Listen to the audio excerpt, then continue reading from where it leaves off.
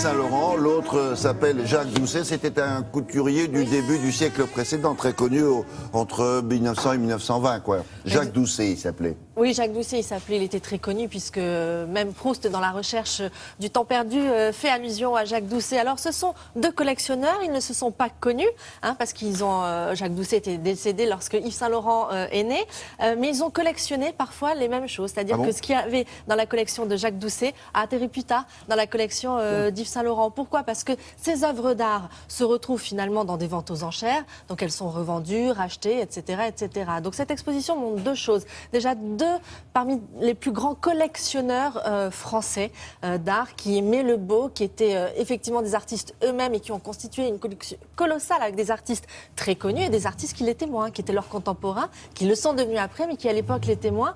Donc ça montre ces deux collections en parallèle et ça montre aussi la vie d'une œuvre d'art qui peut passer de collection en collection et ces œuvres d'art qui sont maintenant dans les plus grands musées ou évidemment dans d'autres collections privées. Donc je vous propose tout de suite de rejoindre la Fondation Pierre Bergé à Paris. Regardez.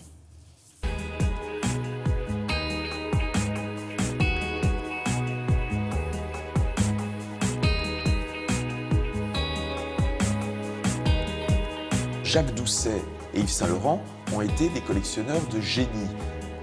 Guidés par leur seul désir, par leur émotion, par un œil de créateur aussi, ils ont su réunir les plus beaux Braque, les plus beaux Picasso, les plus beaux Matisse, Goya, Brancusi.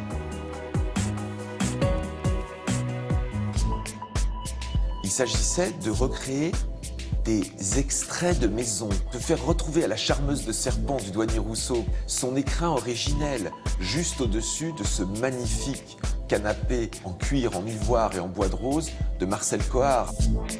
Il fallait aussi retrouver la muse endormie de Brancusi par terre, ce qu'évidemment on ne pourrait jamais imaginer dans un musée. De la même façon, les portraits de Moujik, le chien d'Yves Saint-Laurent par Andy Warhol, étaient à la hauteur des yeux du chien. Jacques Doucet et Yves Saint-Laurent ne sont pas des collectionneurs investisseurs. Ils ne se soucient pas de la cohérence historique, géographique du choix des œuvres. Il y a chez eux, qui cohabitent dans la même salle, un Bouddha en pierre du VIe siècle, chez Doucet, à côté de la Danaïde de Brancusi de 1915. Avoir dans la même pièce Goya et Picasso, ça produit du sens.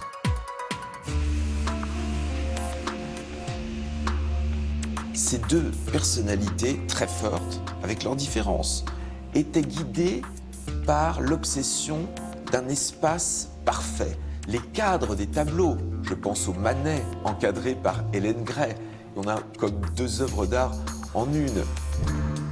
Je pense à l'intelligence des commandes qu'a faites Yves Saint-Laurent à Claude Lalanne, ces miroirs au branchage qu'elle a mis 10 ans à réaliser, ou encore l'incroyable bar de François-Xavier Lalanne qui date de 1965.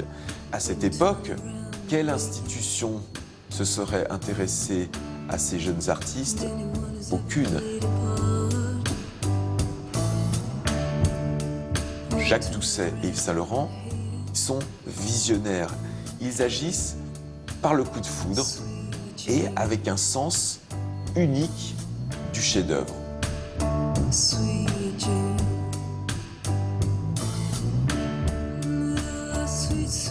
Et on peut faire la différence entre le goût de l'un et le goût de l'autre, ou tout ça se... Pas tellement finalement, parce qu'on passe d'un appartement, ils ont reconstitué, pas l'appartement initial, mais un bout d'appartement, et on passe de l'un à l'autre, finalement, c'est la même atmosphère, puisqu'en plus, il y a beaucoup d'œuvres d'art qui leur a appartenu en commun. Donc c'est à voir à la Fondation Pierre Bergé Yves Saint-Laurent jusqu'au 14 février. Ça se situe à Paris, dans le 8e... Dans le avenue Marceau, 8e arrondissement, voilà. Merci beaucoup, à tout à l'heure.